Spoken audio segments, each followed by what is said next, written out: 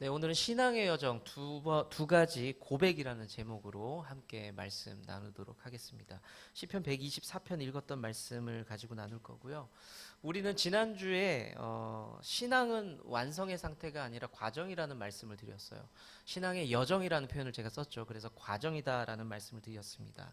우리가 그 믿음의 길을 걸어갈 때에 지난주 말씀을 되짚어 보자면 두 가지 질문이 있어야 된다는 말씀을 드렸습니다. 신앙생활을 하면서 우리 삶에는 두 가지 질문이 있어야 한다. 첫째가 나는 어디로 가는가? 방향의 문제였고요. 두 번째가 그 방향을 향해서 걸어갈 때 나는 무엇을 의지하면서 살아가는가?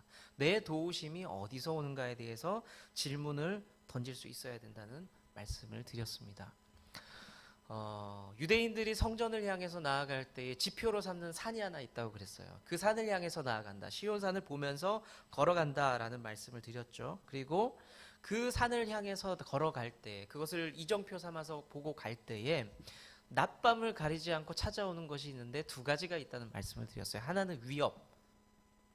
우리를 위협하는 두려움들이 우리에게 분명히 있을 수 있다. 그런데 또 하나가 있다고 그랬어요. 낮밤을 가리지 않고 우리를 보호하시는 하나님의 손길이 있다라는 말씀을 드렸습니다. 어떻게 기억이 나시는지 모르겠어요. 자, 그런데 지난주 말씀을 들으면서 궁금한 거 없으셨어요? 이 내용이랑 무관할 수도 있는데 왜 사사기 안 하지? 라는 궁금하지 않으셨어요? 계속 우리가 사사기 말씀을 봤었잖아요. 뭐 끝난 건가 이런 생각들을 하셨을 수도 있는데 그렇진 않고요. 제가 이번에 교회 이전을 하면서 이 타이틀이 뭐라 그랬죠? 성전을 향하며 부르는 노래 뭐 이렇게 타이틀이 있다고 그랬잖아요. 그래서 한번 내가 이 말씀을 성전을 이전하면서 한번 좀 읽어보자라고 하면서 그러면 요 말씀을 이번 주나 다음 주까지 좀 전해보자라는 계획이 갑자기 섰습니다. 그러면서 이 말씀을 나누게 되었습니다. 오늘 그 15편의 성전을 향해 올라가며 부르는 노래 15편 중에서 지난주 말씀을 나눴고 오늘은 124편의 말씀을 보면서 우리가 신앙의 그 여정, 과정 속에서 잊지 말아야 될 두 가지, 지난주는 질문이었죠. 이번 주는 잊지 말아야 될 고백 두 가지를 함께 나눠보려고 합니다. 사람은 누구나 인생을 살아가면서 과거를 한 번씩 떠올려 볼 때가 있어요. 옛날에 어떤 기억들, 옛날에 누군가를 떠올려 볼 때가 있습니다. 여러분들도 종종 떠올리는 그런 이렇게 탁 소환해내는 그런 기억들이 분명히 있을 텐데요. 어른들뿐만 아니라 아이들도 있어요. 아이들도. 중학생은 초등학교 때를 떠올리고요. 초등학생 때, 저도 초등학생 아이들이 있었잖아요. 그 아이들도, 나 성교원 다닐 때, 나 어린이집 다닐 때, 라는 기억들을 이렇게 소환해 내기도 합니다. 저도 내가 생각할 수 있는 가장 먼 기억은 뭘까라고 이렇게 떠올려 볼 때가 있거든요. 근데 저는, 2살 저보다 어린 동생이 태어날 때가 기억이 나요. 이상하죠? 그게 기억이 나? 저희 어머니도 되게 이상하다 그랬어요. 그게 기억이 나냐? 근데 저는 뭐라고 해야 되나? 그 장면들이 흐릿흐릿 기억이 납니다. 엄마가 소리를 지르고 있었고, 마당에서 개가 짖고 있었고, 그리고 저는 어쩔 줄 몰라 하면서 어른들이 막 뛰어다녔고, 그, 집에서 낳는 그 상황이었던 것 같아요. 그러면서 황급히 어른이 제 손을 붙잡고 밖으로 나가는 그 장면이 딱 기억이 나요. 그 말씀을 어머님께 드렸더니 너는 그걸 기억하냐라고 이야기를 하시더라고요. 신앙의 길도 똑같아요. 많이 걸었든 아니면 짧게 걸었든 내가 오래 믿었든 아니면 오래 믿지 않았든 간에 저마다 기억하고 있는 어떤 기억들이 있고 추억들이 있습니다. 우리가 그것들을 꺼내 볼 때에 내가 신앙생활을 하면서 걸어가면서 보였던 반응들이 있어요. 내가 그때는 그랬지. 우리는 여러 교회를 옮겨 다니면서 다녔을 수 있잖아요. 내가 그 교회 다닐 때는 그랬지. 내가 이 교회 다닐 때는 그랬지라는 어떤 반응들이 있을 수가 있습니다. 그리고 그때 살아가면서 하나님 앞에 했던 어떤 고백들이 있었을 겁니다. 그래서 오늘은 여러 고백들이 있고 여러 삶의 흔적들이 있지만 우리가 믿음의 길을 걸어가면서 반드시 해야 될 두 가지 고백 함께 잠시 나눠보도록 할게요. 첫 번째는요. 신앙의 여정을 걸어가면서 그 과정 속에서 해야 될 첫 번째 고백은 하나님은 나의 편이라는 그 고백이 꼭 있어야 됩니다. 3절부터 5절까지의 말씀을 보시면요. 오늘 성경을 기록한 저자는 육체적으로, 정신적으로, 영적으로 굉장히 고단함은 물론 고단한 것을 넘어서 위협을 당하고 있어요. 죽을지도 모른다는 그 위협 속에서, 그 고통 속에 있다는 것을 읽어보면은 3절부터 5절까지를 읽어보면은 우리가 알 수 있습니다. 같이 한번 그 마음을 같이 하면서 공감하면서 한번 읽어볼게요. 3절부터 5절까지입니다. 같이 시작. 그때에 그들의 노여움이 우리에게 맹렬하여 우리를 산채로 삼켰을 것이며, 그때에 물이 우리를 휩쓸 거며 시내가 우리를 영혼을 삼킬 것이며, 그때에 넘치는 물이 우리 영혼을 삼켰을 것이라. 아멘. 자, 여러분들 계속 반복되는 부분이 있는 거 보이세요? 제가 표시를 해놨죠. 그때에라고 이 신앙의 고백을 한, 이 성경을 쓴 사람도 과거의 신앙의 어떤 과정을 소환해내고 있는 거예요. 그때에라고 하면서. 사람은 몸이 힘들면 어렵죠. 제가 여러분들에게 누군가 목사님 요즘 건강 괜찮으세요? 몸 아프다면서요? 괜찮으세요? 라고 질문을 하시면 제가 자주 이런 말씀을 드리세요. 저는 한 번도 건강해 본 적이 없기 때문에 괜찮습니다. 저는 원래 몸이 연약한 사람이기 때문에 괜찮아요 라고 말씀을 드려요. 우리가 인생을 살면서 육체가 고단할 때 참 어렵죠. 막 하다못해 체하면 아무것도 못 하잖아요. 두통만 와도 아무것도 못 해요. 우린 참 힘듭니다. 그런데 이 기록을 한 사람은 내가 몸이 아픈 것을 넘어서 정신도 괴롭고 내 영혼이 괴로워서 너무 힘이 든다라고 이야기를 합니다. 그런데 오늘 시편을 기록한 이 사람은 자기의 인생이 몸만 아픈 게 아니라, 정신만 힘든 게 아니라 복합적으로 너무너무 괴롭다 하면서 그때를 회상하고 있어요. 내가 그때는 정말로 너무너무 괴로웠다라고 이야기를 하고 있습니다. 우리식으로 표현을 바꿔보자면 내가 그때 정말 죽을 뻔했어 라고 이야기하는 거. 여러분들 그런 환경들이 있으셨나요? 저도 그렇고 여러분도 그렇고 그런 환경들이 대부분 있었어요. 내가 그때만 생각하면 죽을 뻔했지. 아니면 지금 그런 시간들을 보내고 있는 분도 있을 수가 있습니다. 내 입술에서 뭐라고 얘기가 자꾸 나와요. 아우 죽겠다. 내가 힘들어 죽겠다. 내가 포기하고 싶다. 이런 말이 나오는 상황들이 과거에도 혹은 지금도 있을 수도 있습니다. 그런데 오늘 시편을 기록한 이 사람은 1절에서 그 힘든 시간을 보내고 나서 1절에서 뭐라고 고백을 하고 있냐면 같이 한번 읽어볼게요. 시작. 이스라엘은 이제 말하기를 여호와께서 우리 편에 계시지 아니하면 우리가 어떻게 하였으랴. 이 한 문장에서 느껴지는 게 혹시 있으세요? 그때는 너무 힘들었대요. 그건 맞아요. 그때 너무 힘들었는데 지금은 어떻대요? 잘 넘어간 거예요. 잘 넘어간 거예요. 그런데 그 원인을 어디서 찾고 있습니까? 하나님이 내 편에 계셨기 때문에 내가 잘 넘어갈 수 있었다라고 시편의 기록자는 귀한 신앙의 고백을 하고 있습니다.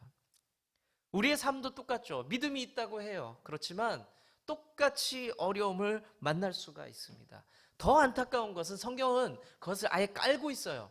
수많은 성경의 인물들을 조명하면서 이 사람도 힘들었고 저 사람도 힘들었고 다 힘들었다라고 알려주고 있습니다. 그런데 믿음의 사람들이 똑같이 어려움을 만날 수가 있지만 그 어려움이 끝난 다음에, 그 어려운 터널들을 지나간 다음에 세상 사람들과는 좀 다른 고백을 할 수 있어야 된다라고 알려주고 있습니다. 우리 간증들을 들으면 어려운 그 과정을 다 보낸 다음에 사람들이 뭐라고 이야기합니까? 하나님의 은혜였습니다. 하나님이 하셨습니다. 하나님의 능력이었습니다. 라고 이야기하죠. 똑같아요. 이 고백을 저와 여러분들이 할 수 있어야 한다고 시편의 기자는 알려주고 있다는 거죠. 사랑하는 우리 좋은나무교회, 우리 가족 여러분, 어려운 시간들 과거에 보내셨죠. 어쩌면 지금도 보내고 있을 수도 있겠죠. 여러분들 어떻게 그 과정들을 보내셨어요? 돌아봤을 때 운이 좋으셨어요? 아니죠. 우리는 바꿔야 됩니다. 하나님이 하셨어요. 하나님의 은혜입니다. 여러분들은 앞으로도 어려움을 만날 수 있어요. 대부분 만날걸요? 저도 만날 거고 여러분들 만날 겁니다. 그러면 여러분들 뭐라고 얘기할 겁니까? 어찌 되겠지? 그렇게 얘기할 겁니까? 아닙니다. 이 시편의 기자처럼 하나님이 내 편이시기 때문에 난 그것을 넘어갈 수 있습니다.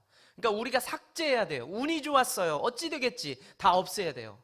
어떻게? 하나님의 은혜였습니다. 하나님이 내 편이기 때문에 우리는 그 길을 넘어갈 수 있습니다. 지금 비록 어렵지만 우리는 그 길을 넘어갈 수 있습니다라는 이 고백이 여러분들 삶 가운데 반드시 고백되어지기를 축복합니다.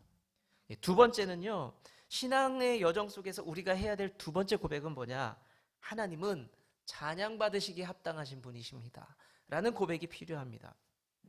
자, 우리가 먼저 찬양이라는 단어를 정리를 할 필요가 있어요. 찬양은 어떤 행동에 대한 칭찬이에요. 그쵸? 와, 우리 애기가 밥 잘 먹었어요. 그러면 칭찬을 해줘요. 엄마들이. 왜 칭찬한 거예요? 밥을 잘 먹은 행동에 대한 잘했다라는 칭찬이죠. 그러면 하나님을 찬양한다는 뜻도 그 칭찬이란 말과 똑같거든요. 좀 이상한 느낌이긴 하죠. 그런데 그 방금 드렸던 말씀에 대입을 좀 시켜볼게요. 붙여볼게요. 하나님께서 어떤 일들을 하셨어요. 하나님을 찬양한다는 말은 무슨 말이에요? 하나님이 어떤 일들을 하셨는데 그게 보니까 정의롭고 공의롭고 합당하고 내게 아름다운 일이에요. 그래서 내가 그것을 고백하고 이야기하고 박수를 치고 말을 해요. 그게 뭐다? 찬양이라는 겁니다.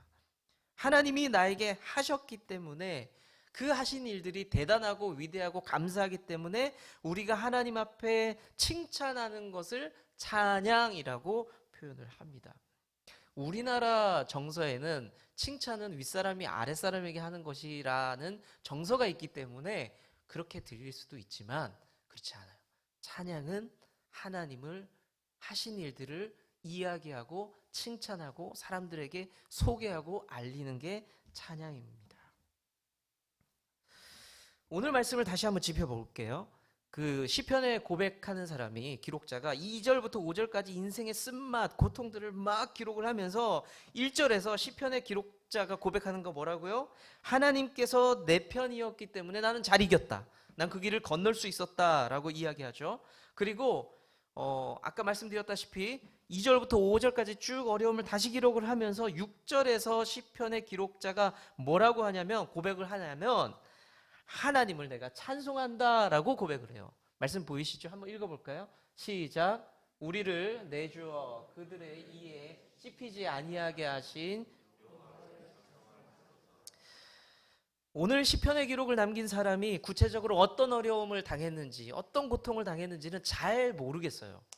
하지만 상당한 목숨의 위협을 받았다는 것은 기록을 통해서 볼 수가 있죠. 여기서 또 짐작할 수 있는 것은 우리가 알 수 있는 게 뭐냐면 이 사람의 큰 고통을 보면서 삶의 고통과 고난이 짙어지면 깊어지면 그것을 잘 극복할 때에 우리가 드리는 하나님을 향한 찬양도 깊어질 수 있다는 겁니다. 내 삶의 밑바닥을 경험했어요. 그런데 고통이 극심했어요. 그런데 그 가운데서 하나님의 행하신 일들을 경험하면은 찬양은 어떻게 돼요? 하이 점프, 깊이 점프하죠. 더 높이 점프하는 거죠. 하나님께서는 이런 가운데서도 내게 이런 일을 행하셨다라고 이야기할 수가 있습니다. 그렇다고 해서 내 인생에 고난을 더해 주십시오라고 말할 용기는 우리는 누구도 없어요. 하나님을 놀랍게 찬양하기 위해서 내게 더 큰 고통을 주십시오라고 말할 용기는 없죠. 하지만 우리가 이렇게 말할 수가 있어요. 하나님, 내 삶이 정말 바닥입니다. 하나님, 이것을 뒤집으셔서 하나님 크게 찬양할 수 있는 인생으로 나를 좀 바꿔주십시오라고 우리의 삶을 통해서 고백할 수는 있겠죠. 어찌됐든 이 시편의 기자는 바닥을 경험했기 때문에 더 높고 더 위대한 찬양을 하나님 앞에 올려드렸습니다. 성경에 나오는 사람이니까 그랬을 수 있을까요? 그렇지 않죠. 시간만 다를 뿐이지 그 시대 사람이나 지금이나 우리는 똑같아요. 똑같아요. 우리도 그렇게 그 고백을 드릴 수 있고 그렇게 살아가야만 합니다. 여러분들의 지금 삶은 어떻습니까? 아니면 과거의 삶은 어땠었습니까? 뭐 그렇게 대단히 좋았던 적은 없었을 수도 있어요. 어려웠죠. 힘들었습니다.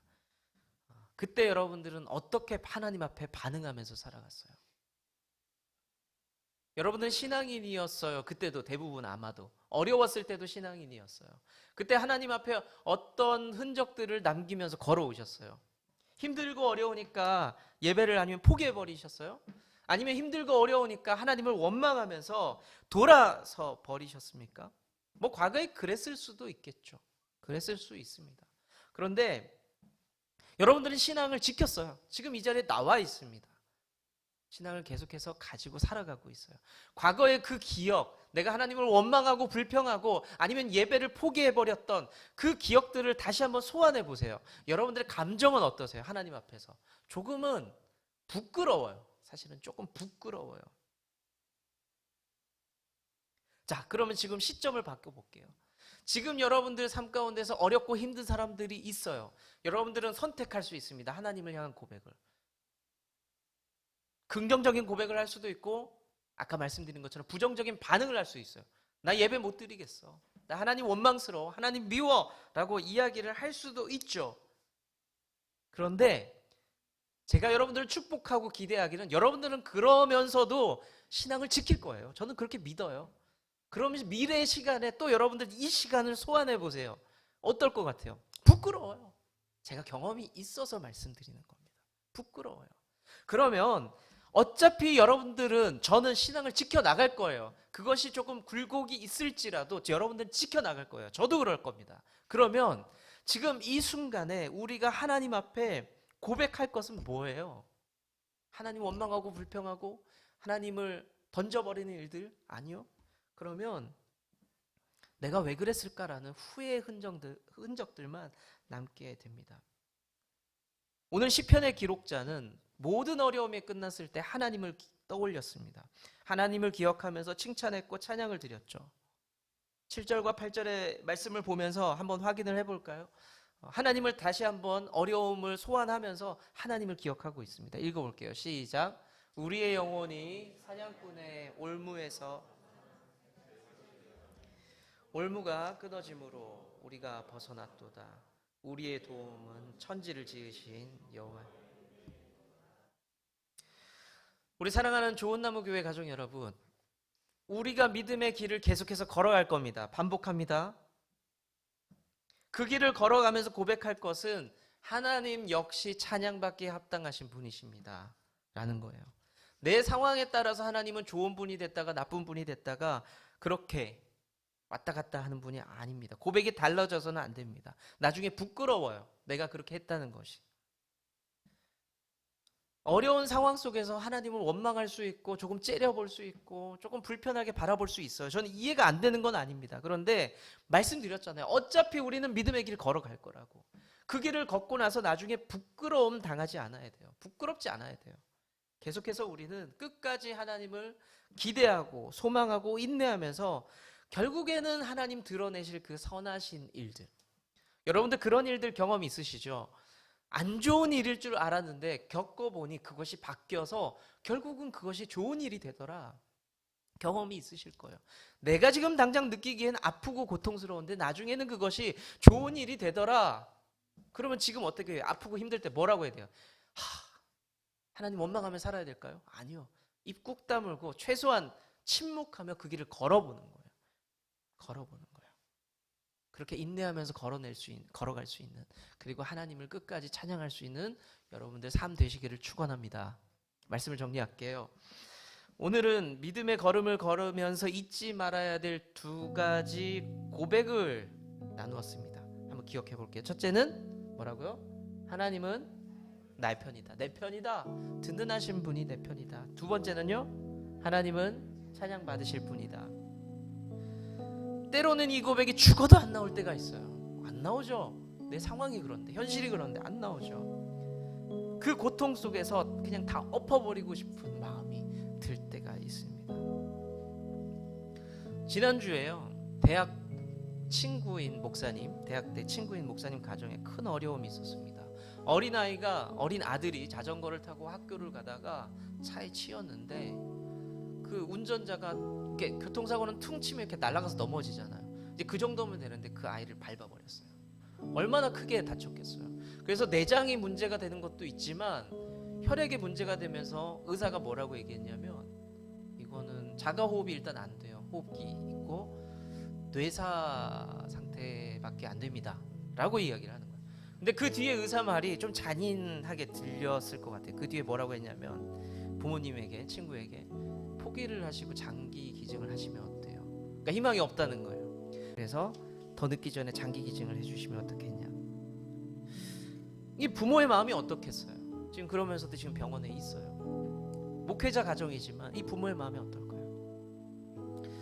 그리고 또 한 가지 일이, 지난주에 우리를 그쪽도 작은 교회인데 우리를 한 달에 10만 원씩 후원하던 한 교회가 11월 말에 그 목사님께서 공식적으로 페이스북에 공식적으로 이렇게 상황을 오픈했습니다. 교회가 우리 교회는 해산됩니다라고 선언을 합니다. 수년간 목회를 열심히 했어요. 자기도 어렵지만 다른 사람들을 도우면서 섬기면서 했어요. 그런데 결국에는 교회가 없어집니다라고 이렇게 올렸습니다. 그 목사님 마음은 어떨까요? 이런 극단적인 상황들이 우리 삶 가운데 언제 찾아올지 몰라요. 찾아와서는 우리 삶을 쥐고 흔들 수도 있어요. 그 정도만 다를 뿐이겠죠. 대출 금리가 올라간대요. 걱정되시는 가정들이 있으시죠? 저희도 대출하고 교회 얻고 나니까 저도 신경 쓰여요. 어떻게 될까? 우리 삶은 날마다 그렇게 요동치며 살아갑니다. 요동칠 때마다 하나님 원망하시겠어요? 요동칠 때마다 우리 신앙이 막 흔들리겠어요, 같이? 그러면 안 된다는 거죠. 오늘 시편의 이 기자는 우리에게 알려주고 있어요. 그래도 이 고백을 포기하지 말아라. 하나님이 여전히 내 편이시고 하나님이 여전히 찬양받기에 합당하신 분이라는 것을 네 입술을 통해서 멈추지 말라라고 알려주고 있습니다. 여러분들 그렇게 승리하시길 바랍니다. 이 두 고백 가지고 승리하시길 바랍니다. 흔들릴 수 있어요. 늘 말씀드리지만 저는 비교적 이해함이 좀 많은 사람이에요. 그럴 수 있다라고 생각돼요. 그렇지만 중심도 있어요. 근데 이해는 하는데 그건 아니라고 얘기하는 사람이에요. 흔들릴 수 있어요. 그런데 제가 기도하는 거는 여러분들 다시 제자리 찾아오셔야 돼요. 그리고 하나님을 칭찬할 수 있는 데까지 이르는 그 믿음 여러분들에게 있기를 축원합니다. 우리 같이 찬양하면서 이 시간 마무리 지을 텐데, 우리는 이렇게 연약해요. 요동쳐요. 시편 기자도 요동쳤어요. 그렇지만 결국에는 하나님을 기대하면서 찬양했고 하나님 내 편이셨기 때문에 내가 이 길을 잘 걸을 수 있었다라고 고백하고 있습니다. 우리 함께 이 시간에 찬양하면서 우리의 연약함 그리고 하나님의 그 강하심을 통해서 우리가 온전해질 것을 기대하면서 함께 찬양하면 좋겠습니다.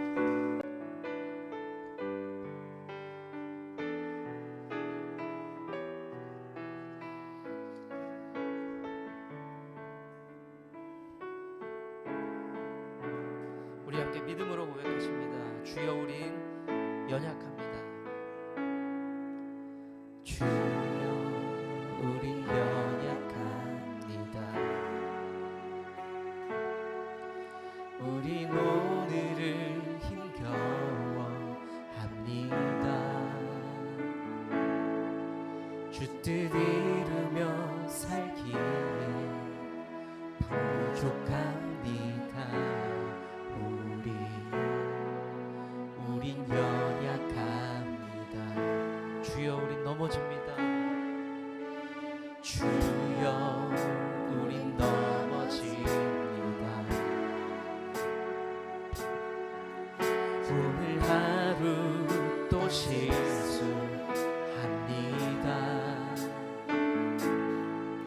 주의 긍휼을 구하는 죄인입니다. 우리 주만 바라봅니다.